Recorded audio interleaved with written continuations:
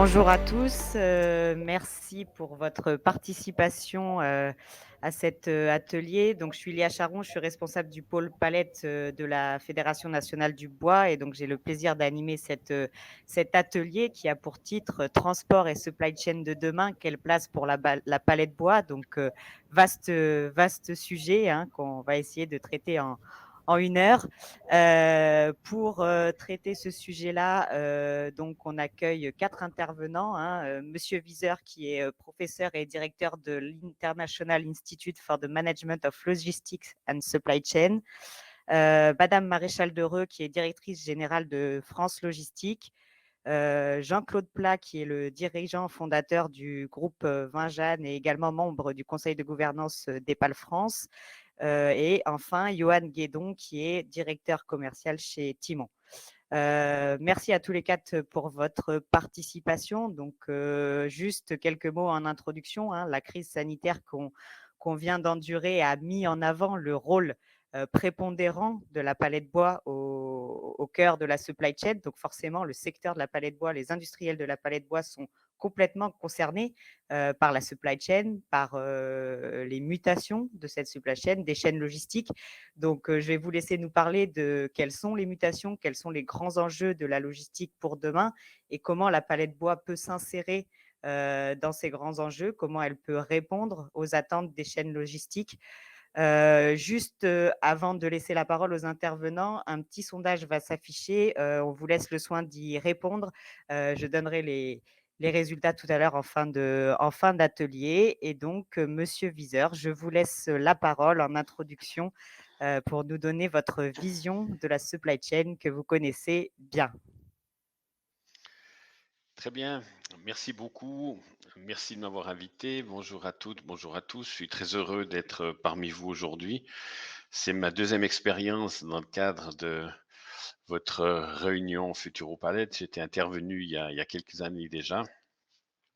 Et je vais, en guise d'introduction, vous donner quelques mots, enfin mon sentiment sur les enjeux et défis de la logistique et d'une manière un peu plus générale du supply chain management où la palette, comme vous l'avez dit Léa, a un rôle extrêmement important puisque c'est aujourd'hui un des vecteurs majeurs de l'ensemble des flux physiques, que ce soit les flux locaux ou les flux globaux et internationaux. Donc, comme on peut passer le slide suivant. Voilà. Donc, j'avais fait une animation, mais il semble que ça fonctionne pas très bien. Donc, je vais commenter les slides pardon, dans leurs ensembles. Je vous ai mis sur la droite de votre écran un certain nombre de termes aujourd'hui qui sont parfois à la mode, mais qui sont pour d'autres une vraie réalité aujourd'hui dans le monde du supply chain. Alors, vous connaissez tous ces mots, hein. On parle évidemment des liens Internet, du data, du digital, d'entreprise et du supply chain 4.0, de l'omnicanalité qui est aujourd'hui une dimension extrêmement importante puisque, vous le savez toutes et tous, on a plusieurs façons de s'approvisionner, que ce soit au niveau du client, mais que ce soit également au niveau des entreprises, l'aspect globalisation, tout ce qui touche la traçabilité. Et là, la palette est évidemment au cœur de ces conditions de traçabilité.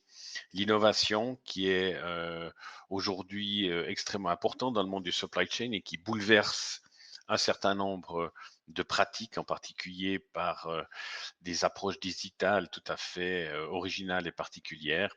Et puis, il y a tout ce qui touche aujourd'hui l'environnement et la durabilité.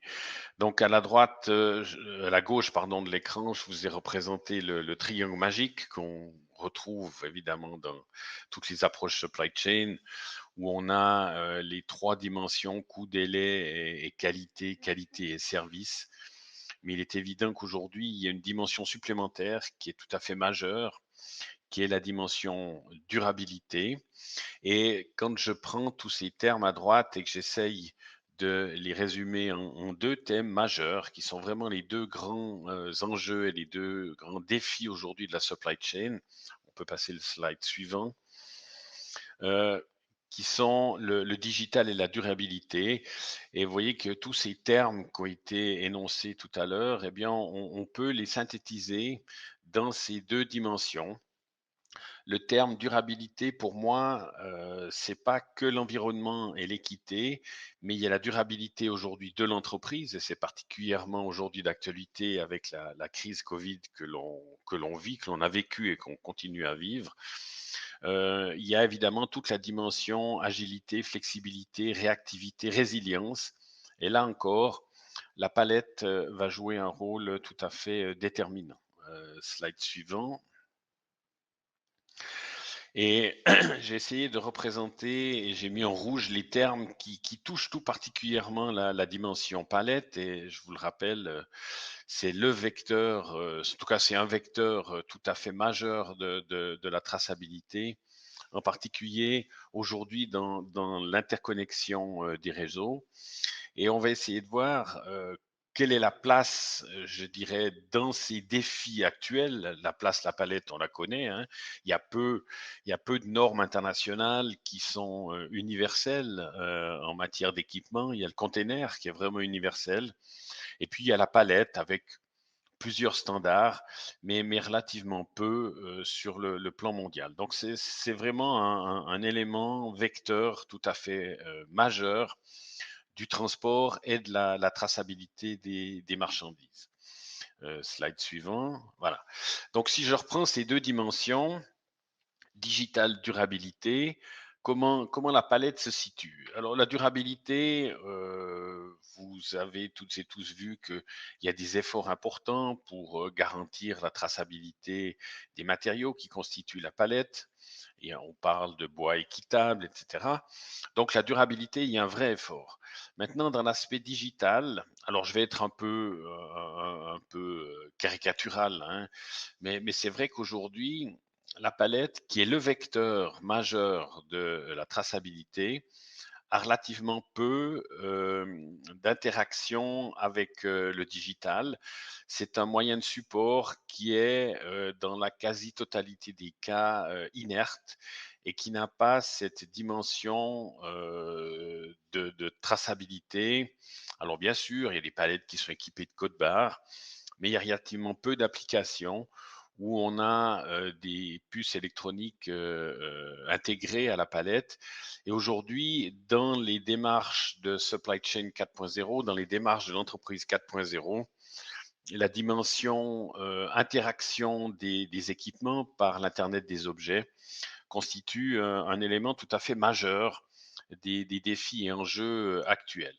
Et pour vous montrer des innovations, j'ai pris l'exemple de l'Internet physique, qui est un exemple qui reste encore, je dirais, relativement confidentiel sur le plan international, mais qui potentiellement pourrait se développer. Et il y a quelques exemples déjà, il y a quelques réalisations qui ont été faites avec une certaine qualité de résultat. Slide suivant. Et juste un mot, peut-être que vous connaissez ce concept d'internet physique, qui est un concept tout à fait original, qui a été développé par mon collègue et ami Benoît Montreuil, qui était à l'origine professeur à l'université Laval au Canada et qui est maintenant professeur à l'université Georgia Tech. Et en particulier, c'est lui qui est le directeur de la chaire Coca-Cola à Georgia Tech. Et c'est quelqu'un de tout à fait exceptionnel dans le monde du supply chain. Et il a défini ce concept d'Internet physique qui est finalement assez malin comme approche. Il s'est dit, mais l'Internet logique, l'Internet que vous vivez aujourd'hui toutes et tous, est constitué de la manière suivante. Quand vous envoyez un fichier Word, par exemple, de Paris à New York, eh bien, ce fichier Word, il est coupé, il est haché et il est envoyé en fonction des opportunités de zones libres ou de plages libres dans les réseaux. Donc, il y a un morceau du fichier qui va passer par Londres, un autre qui va passer peut-être par Singapour, un qui va passer par Madrid, etc. Et tous ces bouts de fichiers, ces parties de fichiers, se retrouvent à destination chez votre correspondant, chez qui vous voulez envoyer ce fichier Word, et tout se reconstitue pour former le fichier dans son entier. Et il s'est dit, mais finalement, pourquoi est-ce qu'on pourrait pas, ah, voilà, pourquoi est-ce qu'on pourrait pas intégrer ce même concept dans une approche d'internet physique et de dire bah, finalement on a une palette complète avec un certain nombre d'équipements. Alors la palette est un standard et puis il propose de standardiser également des box qui sont posées sur cette palette et ces box pourraient être, je dirais, découplées de manière à être envoyées à des endroits, un endroit unique, mais en passant par des trajets différents. Et pour pouvoir réaliser cette approche, évidemment, il faut passer par un standard. Il faut qu'on ait un concept qui soit modulaire. Et il faut évidemment qu'on ait un concept qui soit connecté de manière à pouvoir réassembler l'ensemble de ces éléments pour reconstituer la palette dans son entier à destination. Alors, vous voyez, le concept, il paraît un peu farfelu au départ, mais il est finalement intelligent parce que ça permet de bénéficier de toutes les possibilités de libération de place dans différents moyens de transport, dans différents moyens d'entreposage. Et ça, aujourd'hui, c'est une réalité. Je vous ai dit, il y a plusieurs prototypes qui ont été développés. Et il y a des gens qui réfléchissent en matière d'innovation sur la constitution d'une palette modulaire.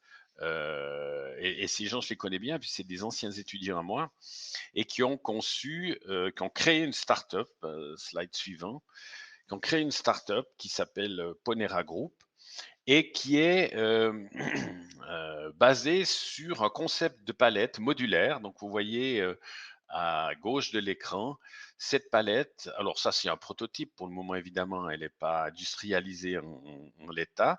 Mais vous voyez que la palette peut être découplée en éléments élémentaires de tailles différentes où chaque élément a une puce et chaque élément est ou peut être connecté. Et ça, je pense que c'est un exemple assez intéressant, alors qui est actuellement assez confidentiel, qui est un prototype, mais je pense que en tant que fabricant de palettes et utilisateur de palettes, c'est des innovations que vous ne devez pas ignorer parce que potentiellement, il peut y avoir une évolution importante et je pense qu'il est nécessaire d'avoir en tout cas une veille très attentive sur ce nouveau moyen d'envoyer et de transporter des marchandises. Dernier slide que je voulais vous présenter, c'est de voir par rapport à ces nouveaux concepts où se situe la palette en bois. Donc on a vu qu'aujourd'hui c'est une réalité, c'est un moyen incontournable en matière de vecteur de traçabilité. C'est une réalité en matière d'interconnexion de l'ensemble des réseaux qui est particulièrement important aujourd'hui dans cette approche de globalisation et cette approche d'omnicanalité. Et quand je reprends ces trois termes, standard, modulaire et connecté, ben, je me rends compte que le standard, oui, ça c'est indéniable. Le côté modulaire, pour le moment, je le mets encore entre parenthèses. Ça reste des pratiques, je vous dis, assez innovantes et on n'est pas encore sur un plan de généralisation. Par contre, je pense qu'il est absolument nécessaire de la connecter et étant donné que c'est un support universel, eh bien, on se rend bien compte que ce support universel peut être l'élément déterminant de traçabilité, en particulier dans une démarche d'internet des objets. Donc, je pense que là, il y a un effort tout à fait particulier et important qui doit être fait pour pouvoir connecter ces palettes, connecter la palette à, par exemple, un container ou un camion ou un wagon, et ça permettrait d'avoir une traçabilité qui serait de très, très haute qualité. Pardon. Voilà, voilà c'est ce que je voulais vous dire en guise d'introduction. On pourra en débattre, on pourra en discuter tout à l'heure si vous avez des questions. Voilà, merci de votre attention. Merci beaucoup, monsieur Viseur. Alors, vous aurez noté que la palette modulaire, elle est en plastique, hein, mais qu'aujourd'hui, l'objectif, c'est de parler de la palette bois. Donc, c'est juste une idée, hein, mais bien sûr, restez sur la palette bois. Merci, monsieur Euh, Viseur, pour cette vision des grands enjeux de la logistique et de la supply chain, et puis pour cette plongée aussi dans l'avenir. Madame Maréchal Dereux, je vous laisse la parole pour nous parler de France Logistique, des grands enjeux de la logistique, et puis nous dire un peu aussi quelle place a cette logistique dans les politiques publiques, quelle place elle pourrait avoir demain. Oui, bonjour, merci Léa, bonjour à tous. Donc, Constance Maréchal Dereux, directrice générale de France Logistique. Je vais très rapidement décrire France Logistique parce qu'on est une association récente. On a été créé en janvier 2020, donc très probable que peu d'entre vous nous connaissent encore. On a une association donc, qui a été créée pour représenter l'ensemble de la filière transport et logistique, vraiment dans un sens très large. Nos membres, c'est aussi bien des associations que des entreprises. Et on va, en partant du client, du chargeur, les transporteurs, les logisticiens, les grossistes, l'immobilier logistique, tout produit, toute zone géographique confondue. Et c'est vraiment pour donner cette vision globale au pouvoir public, parce que notre rôle, et on a été créé pour ça, pour faire connaître, faire valoir les besoins des acteurs privés, parce que le secteur est majoritairement, enfin immensément privé, des chaînes logistiques auprès des pouvoirs publics. Parce que, alors je crois que ça a été dit au début, la palette bois est parfois méconnue, mais en fait, c'est de façon générale les enjeux transport logistique supply chain qui sont historiquement un angle mort des politiques publiques. Alors la crise a fait comprendre à pas mal de gens, que ce soit les politiques publiques ou le consommateur, que non, la farine et les masses qui se téléportaient pas, il fallait bien qu'ils soient stockés, transportés, et que voilà, tout ça n'était pas magique. Certes, on est en back-office, mais qu'il fallait quand même que le back-office fonctionne bien.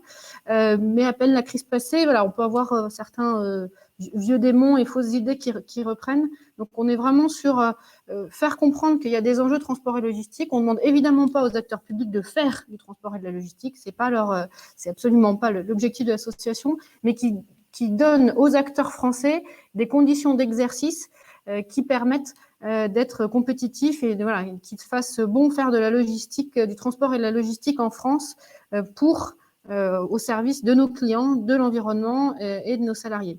Donc, on a un portage aussi bien pour l'instant à la nationale, et on commence à aussi développer un peu ce portage au niveau des territoires, parce que c'est bien que le gouvernement, et on a été depuis 2 ans, on a des ministres qui s'impliquent, des services de l'État qui s'impliquent, donc des enjeux nationaux, mais transport et logistique, c'est intrinsèquement dans les territoires. Les plateformes de transport, les logisticiens, ils sont impliqués dans chaque territoire, et il faut aussi que les élus acceptent des entrepôts, des plateformes de transport, parce qu'ils ont tendance à dire non, tout ça, on n'en veut pas. Peut-être, donc là, pour expliquer qui on était et pourquoi la France Logistique a été créée, peut-être aussi pour, je ne sais pas si c'est vous rassurer, mais en tout cas, on est persuadé qu'il y a un contexte global qui va, et c'est aussi le discours qu'on porte auprès des pouvoirs publics pour leur montrer l'intérêt qu'ils ont à s'intéresser à ces sujets-là, que transport et logistique, c'est plutôt quelque chose qui va aller croissant. Il y a beaucoup d'évolution de l'économie qui, selon nos membres, vont plutôt conduire à plus de logistique. Appliquer à vous plus de logistique, c'est effectivement plus de palettes de bois, puisque l'un est quasiment synonyme de l'autre. Et pourquoi plus de logistique? Parce que suite à la crise et ce qu'on a vécu, il y a une prise de conscience de peut-être un besoin d'augmenter la résilience. Augmenter la résilience de l'économie, globalement, ça veut dire plus de stock. Il y a des textes qui sont sortis sur certains types de médicaments, il faut avoir 2 mois de stock. Donc c'est vraiment presque la définition que résilience, c'est essentiellement les stocks et donc la logistique. Pareil, si on s'est rendu compte pendant la crise qu'il fallait peut-être qu'on accélère sur localisation, relocalisation de l'activité industrielle, on ne peut pas avoir une usine sans logistique. Malheureusement, depuis longtemps, on sait qu'on arrive à avoir de la logistique sans industrie en France, mais l'inverse n'est pas vrai. Donc, si on veut plus d'industrie, on va aussi avoir besoin de plus de logistique pour gérer les matières premières et les produits finis. Et alors, ça, c'est indépendamment de la crise, même si la crise a aussi accéléré le développement. Il y a un autre gros point qui conduit plutôt à plus de logistique, c'est le développement du multicanal, l'omnicanalité, le e-commerce, et de façon générale aussi les éclatements de flux qui conduisent à ce que certaines activités qui étaient faites en magasin ou qui étaient faites par le consommateur, maintenant elles sont faites par les logisticiens. Et donc tout ça conduit à ce que les besoins en transport et logistique au niveau national, selon nous et selon nos mondes, vont plutôt aller croissant. Et donc, c'est aussi bon pour la palette bois. Après, peut-être alors des enjeux qui ont des implications en palette bois, mais voilà, on avait vu avec Madame Charron, c'était peut-être intéressant de positionner aussi les enjeux peut-être de vos clients pour ceux qui font de la palette bois. Du moment, il y a des gros enjeux sur tout ce qui est emploi, compétences, avec des enjeux de pénurie, des recherches de conducteurs en nombre très important, mais également de manutentionnaires, vraiment tous les acteurs, les emplois de la chaîne logistique, et aussi un enjeu à peut-être aussi plus moyen, long terme, sur les évolutions des compétences, des emplois, des organisations du travail qui sont liées aux innovations que la filière transport et logistique connaît et qui explose dans la filière. Donc vraiment un gros enjeu sur les gens, nos salariés.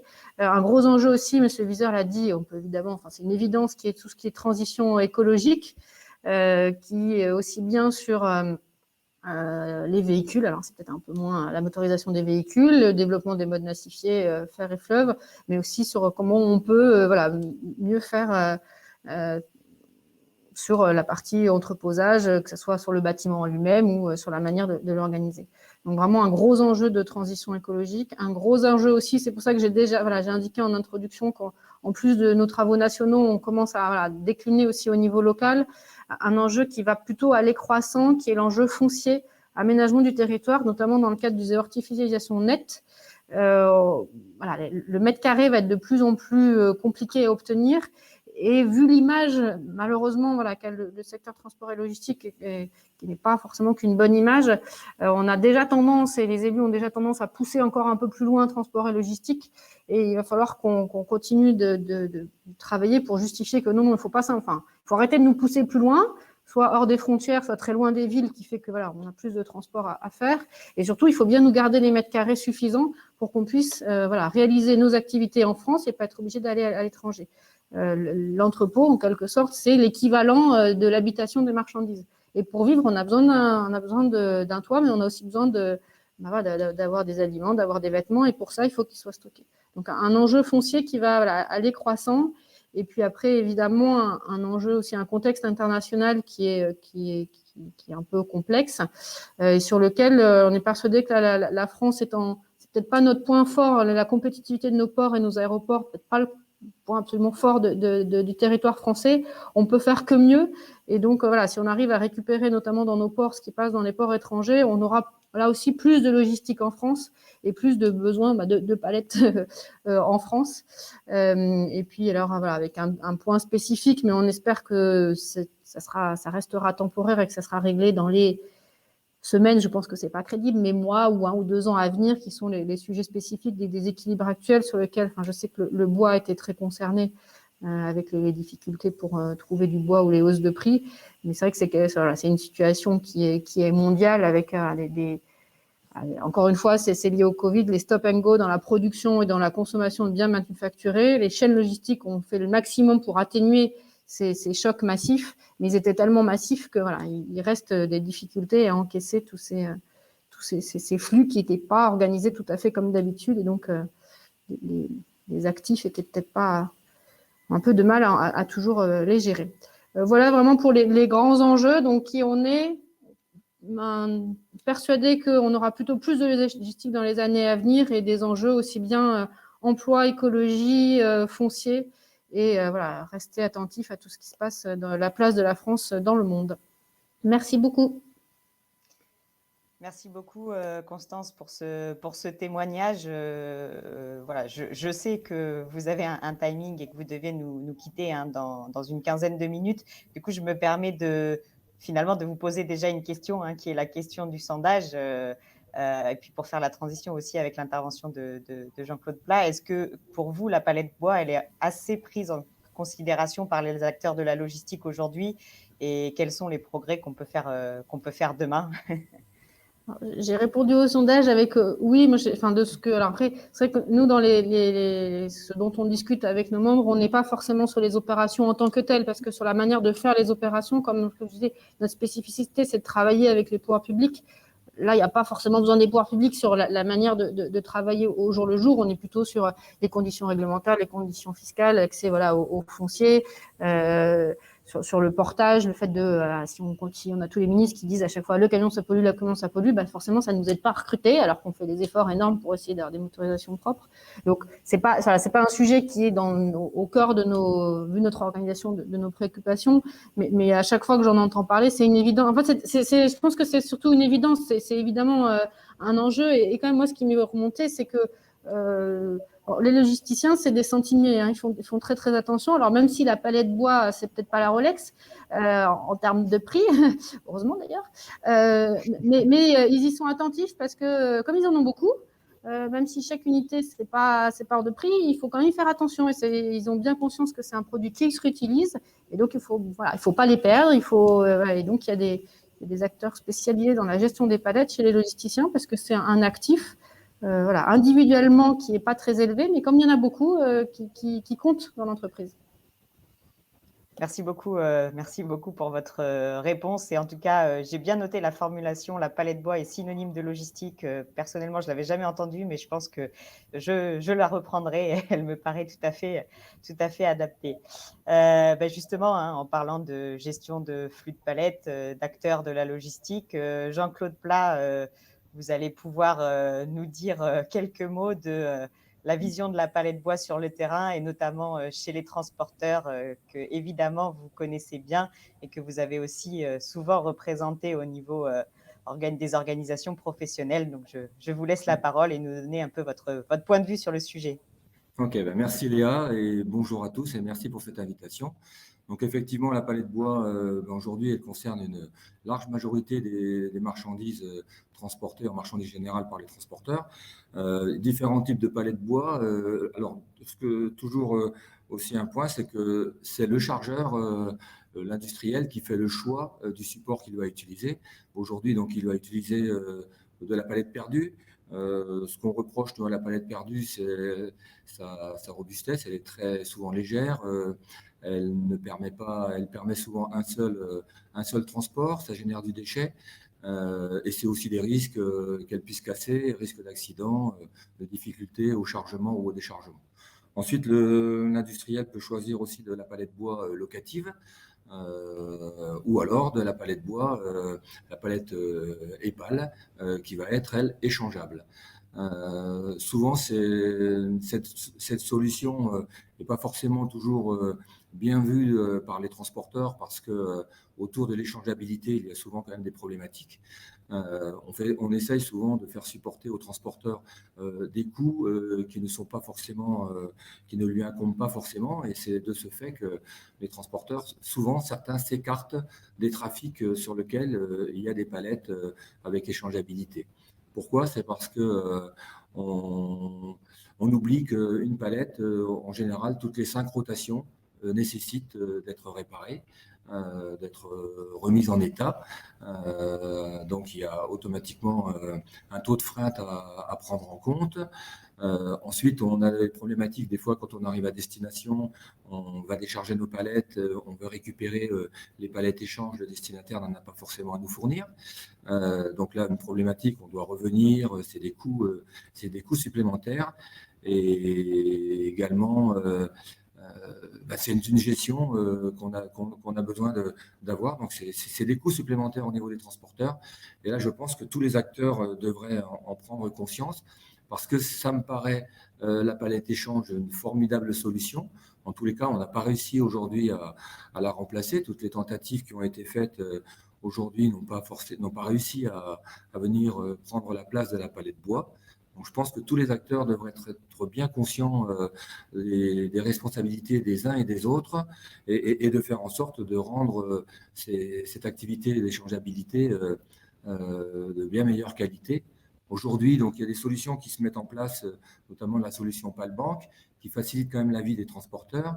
C'est un maillage du territoire où le transporteur n'a plus besoin de transporter des palettes vides. L'objectif, c'est qu'on fait en sorte que quand on en a besoin, on les récupère à proximité de l'endroit où on doit charger, le plus proche possible. En général, on est sur un rayon de 15 km du point de chargement, donc on évite de transporter du bois et on préserve la planète par la même occasion. Et donc ces palettes, on les récupère sur un point de service, on va chez le chargeur, ça nous permet de faire l'échange.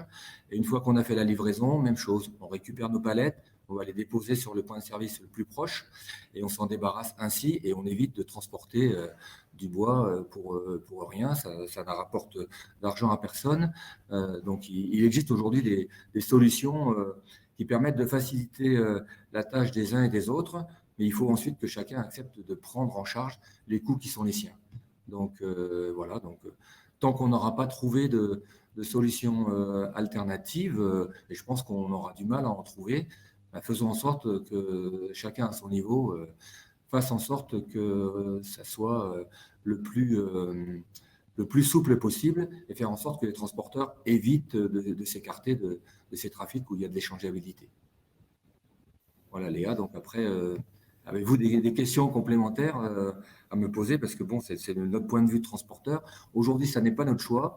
On le subit, mais on essaye de faire en sorte de le gérer le mieux possible.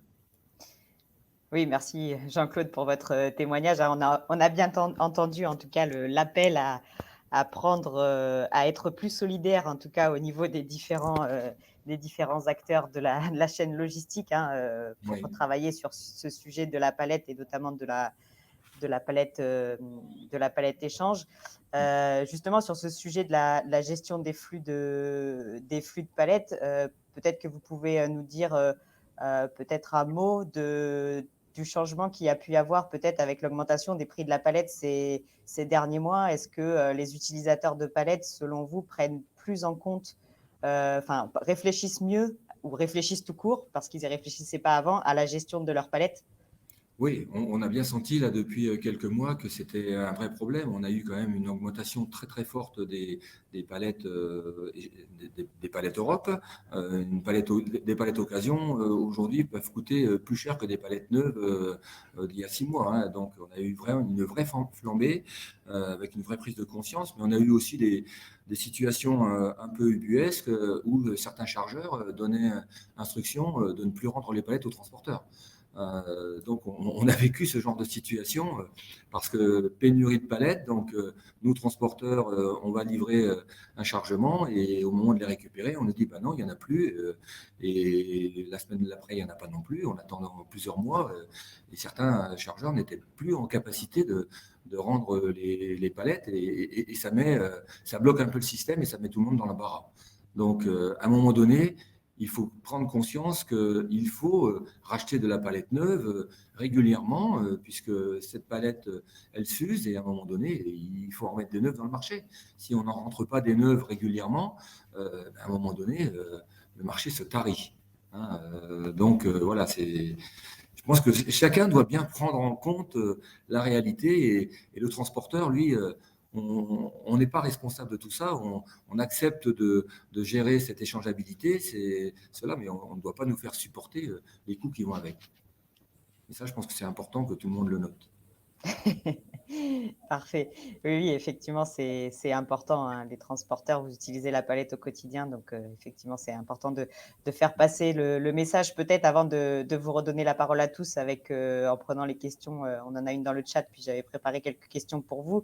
Je vais laisser la parole à Johan Guédon de la société Timon, donc qui fabrique des machines pour l'emballage des charges palettisées. Et donc, pour vous, Johan, la palette bois, a priori, elle est au cœur de vos réflexions quand vous travaillez sur les projets. Donc, pour vous, quelle est la vision de la palette bois dans la supply chain et en tout cas dans votre quotidien de fabricant de machines pour emballage?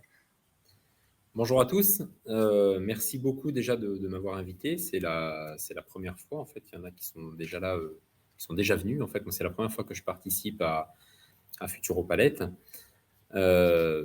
Pour faire un petit tour d'abord de Timon, effectivement, nous sommes fabricants français de toutes les solutions d'emballage en fait pour charges palettisées, effectivement. Donc, on va fabriquer aussi bien des bandes releuses, des housseuses étirables, rétractables, enfin tout ce qui permet d'accrocher les produits sur les palettes et puis de les manutentionner. Donc oui, effectivement, la palette, elle est au cœur de nos préoccupations. En fait, c'est un élément fondamental chez nous qui oriente en fait et qui dirige complètement la conception de nos machines. Et en plus de ça, on a 50% de notre production qui part à l'export sur nos machines. Donc, on doit traiter des typologies de palettes différentes, un peu dans tous les pays finalement, avec les habitudes de chaque pays. Et on en a parlé tout à l'heure. C'est vrai que idéalement pour nous, on pourrait avoir la même palette absolument partout sur la planète. Si en plus elle était en bois, ce serait super. Mais ça facilite très grandement en fait la conception des machines. Néanmoins, on peut passer au slide suivant en fait. Notre métier en fait, c'est de déplacer les produits de nos clients d'un point A vers un point B, quelle que soit la distance. Hein. Parfois, c'est quelques mètres en fait dans une usine. Et puis, de temps en temps, il faut qu'on crée un emballage pour que la palette aille parfois d'un pays à l'autre, voire d'une ville à l'autre.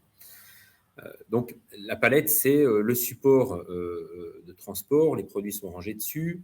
Et l'enjeu, c'est de faire en sorte que les produits arrivent aussi bien qu'ils sont partis, en fait. Pour ça, en fait, on a différentes façons de faire, en fait. On va tester les produits, on va tester le maintien des produits sur cette palette et on va travailler sur des tests au transport, des tests au choc, ce genre de choses. Et il faut qu'on manipule à chaque fois une palette différente. Alors, on en a parlé tout à l'heure, effectivement. Je crois que c'est Constance en fait, qui en a parlé, sur les mètres carrés notamment. On sent bien chez nous une automatisation grandissante de la logistique. Le métier qu'on faisait il y a une vingtaine d'années, en fait, consistait à emballer des palettes.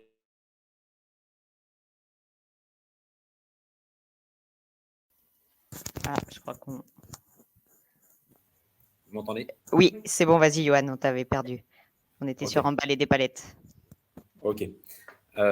Donc, aujourd'hui, en fait, on sent bien cette automatisation grandissante sur tous les points de la chaîne de production et la chaîne logistique, en fait.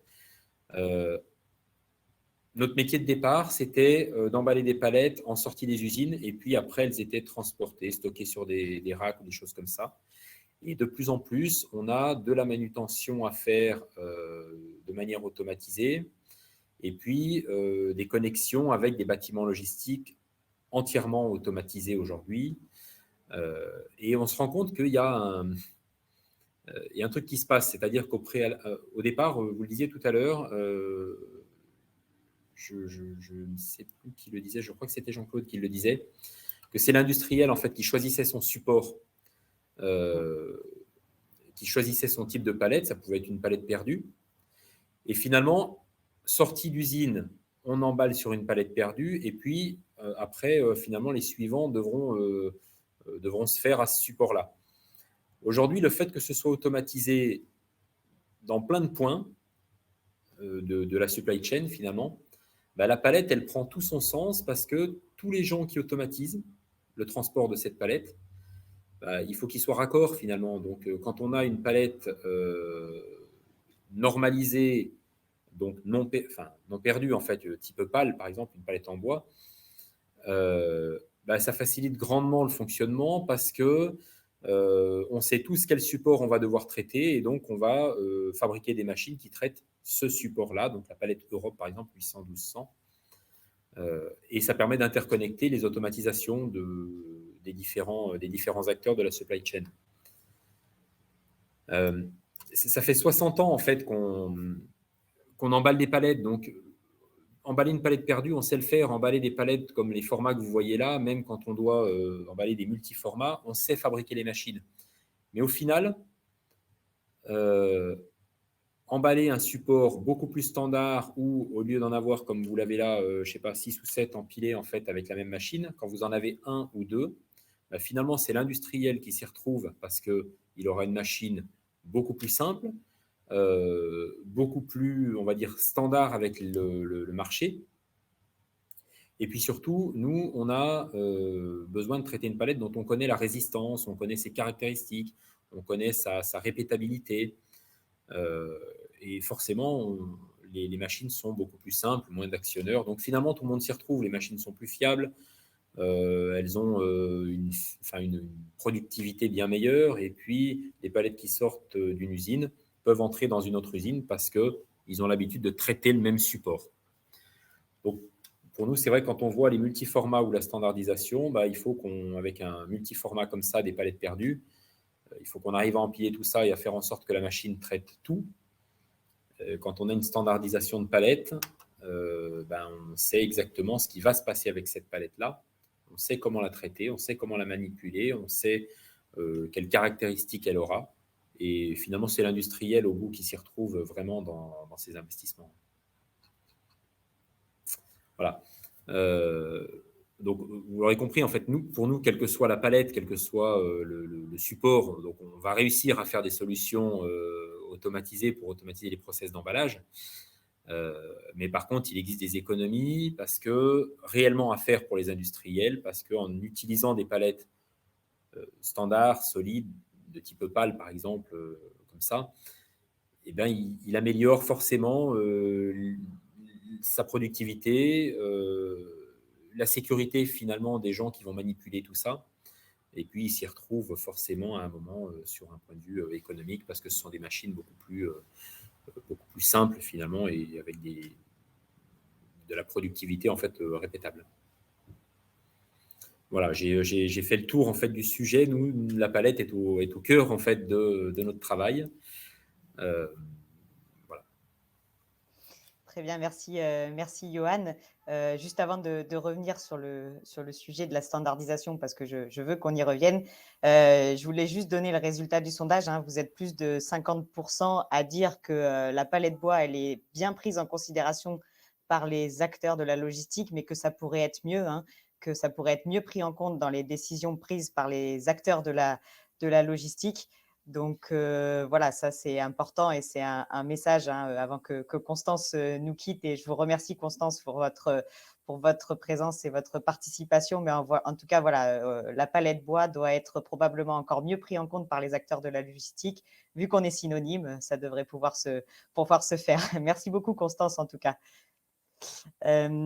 Juste pour revenir sur une question qui a été posée dans le chat hein, et qui s'adresse plutôt à vous, Monsieur Viseur, hein, parce qu'elle traite le sujet en fait de la digitalisation et c'est une question qui revient souvent. Comment concilier le réemploi des palettes bois avec l'ajout d'éléments type capteur, IoT, etc., qui a priori utilisent des composants qui sont peu recyclables.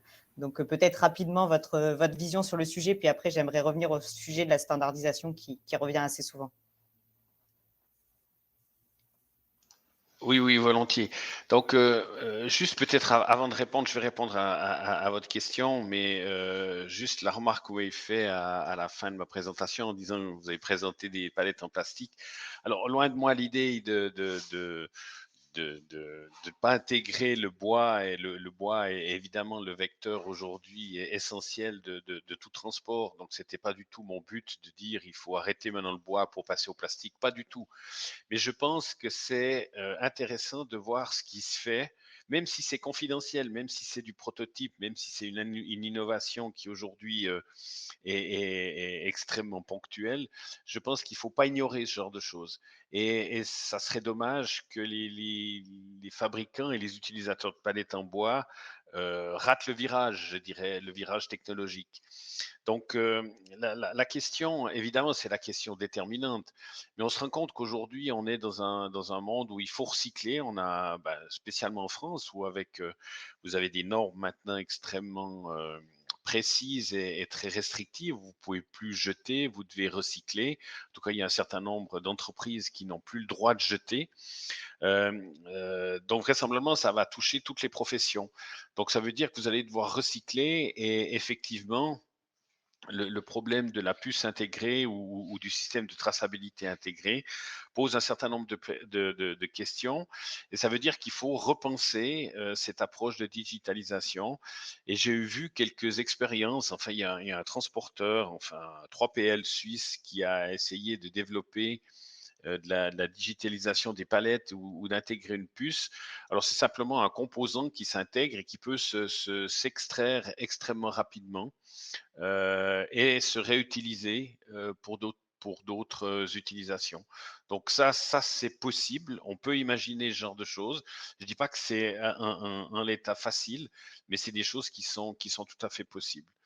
Et puis, on parle de traçabilité et suite à la présentation aussi de Monsieur Plat, je pense que le fait d'intégrer une puce et de pouvoir digitaliser une palette, ça peut être un élément extrêmement important pour tracer la palette en elle-même aussi et de voir que des fois il y a des pénuries de palettes ou qu'il y a pas de restitution de palette, eh bien, on pourrait également tracer et suivre la palette en elle-même et ça pourrait être un élément supplémentaire de recourir à la digitalisation des palettes. Merci, merci monsieur Viseur pour votre position sur le sujet. Juste, je précise, hein, justement, on avait un atelier en début d'après-midi qui était dédié à la palette intelligence et connectée, où effectivement, hein, on a abordé les avancées, mais aussi les freins, et notamment le coût aujourd'hui d'un capteur par rapport au prix de vente d'une palette. Donc voilà, les échanges étaient assez riches. Vous pourrez les retrouver en replay dès la semaine prochaine, hein, pour approfondir un peu le sujet. Je ne sais pas, Jean-Claude, est-ce que vous vouliez réagir sur ce sujet de la palette connectée, de la traçabilité qui peut-être pourrait aider demain à mieux tracer les palettes? En tout cas, il y a déjà des systèmes digitaux qui existent et qui permettent de gérer les flux de palettes, même si ce n'est pas de la palette connectée. Ouais. Je pense que c'est un peu compliqué aujourd'hui sur les palettes échanges parce qu'en fait, c'est un parc ouvert. Les palettes partent un peu dans toutes les directions. Elles vont partir d'un industriel, éventuellement équipé, mais arriver chez un destinataire dans lequel il y aura un mix de palettes. Et à partir de ce moment-là, si toutes les palettes ne sont pas pucées, le résultat ne sera pas bon. C'est ça la difficulté. C'est-à-dire qu'il faudrait que ce soit une décision globale et qu'on parte du principe que toutes les palettes d'échange soient pucées. Et si ça n'est qu'une partie, je pense que ce sera compliqué. Et ça marche dans les circuits intégrés, fermés. Mais dès qu'on est sur un circuit complètement ouvert, aujourd'hui, je trouve que c'est compliqué. Oui, et pour avoir des palettes avec des capteurs sur l'ensemble du pool, c'est sûr que pour l'instant, le coût de l'innovation est encore trop élevé. En tout cas, le coût du capteur est encore trop élevé par rapport au prix de la palette. Pour revenir au sujet de la standardisation, hein, que vous avez évoqué, Monsieur Viseur, et sur lequel Johan a beaucoup insisté aussi, et puis c'est un sujet qu'on discute beaucoup au sein de la commission palette, hein, voilà, parce qu'en fait, effectivement, Johan l'a présenté, la standardisation, ça serait une bonne chose. Ceci étant dit, il reste aujourd'hui beaucoup d'industries qui ont besoin de palettes sur mesure aussi. Je ne sais pas, quelle est votre vision à tous les trois sur ce sujet de la standardisation de la palette? Est-ce que c'est quelque chose vers lequel on doit aller? Est-ce que finalement, on aura toujours un marché de palettes standardisées et un marché de palettes sur mesure?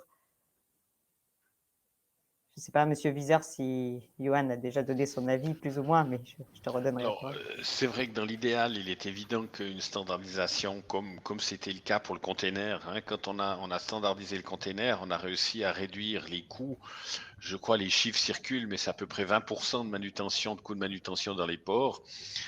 C'est vrai que la standardisation universelle d'une palette, c'est un peu un doux rêve, mais c'est des éléments qui seraient potentiellement un atout important dans le domaine de la logistique.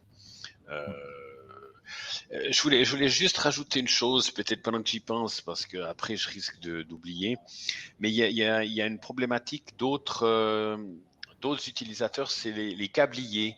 Ils ont les mêmes problèmes que vous, en particulier avec les bobines en bois. Et le recyclage des bobines en bois leur pose d'énormes problèmes parce que là, non seulement elles ne sont pas recyclées, mais souvent elles sont détruites sur le chantier. Donc elles sont brûlées, elles sont détruites. Et c'est vrai que c'est des coûts absolument gigantesques. Et aujourd'hui, je pense que c'est des professions qui doivent aussi repenser leur logistique de support, de transport des câbles, comme on doit aussi peut-être repenser le circuit de la palette. Si je peux me permettre sur Oui, vas-y. Bien sûr. Ah, oui. Sur la standardisation de la palette, en fait, évidemment, comme disait M. Viseur, c'est un doux rêve en fait de voir la standardisation globale en fait de la palette, évidemment.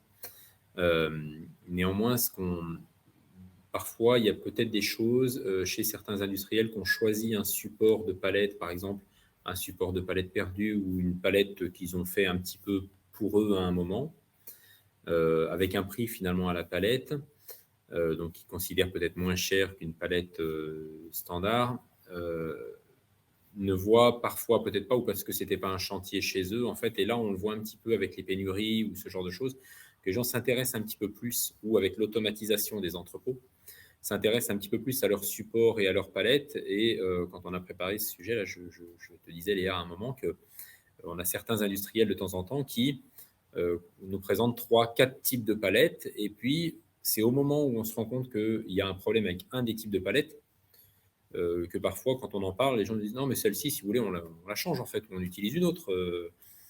Et parfois, c'est juste parce que le sujet n'a pas été forcément traité, n'a pas été où on n'a pas vu forcément les gains qu'on pouvait avoir, parce que la palette perdue valait 1 et la palette standard valait 2. Qu'en fait, on n'a pas vu qu'en mettant une palette qui valait 2, on allait faire des économies ailleurs, en fait, sur des machines, sur du fonctionnement, en fait, voire même sur des remplissages de camions. Hein. Enfin, là, c'est quand on parle du format. Mais par contre, quand on parle vraiment de la qualité de la palette, de sa répétabilité et de tout ce qu'on doit mettre en œuvre pour qu'elle puisse être mécanisée, en fait, finalement, quand on fait le compte à la fin, on dit « Ah ouais, effectivement, avec des palettes standards, ça marche mieux, ça marche plus longtemps, ça marche moins cher. »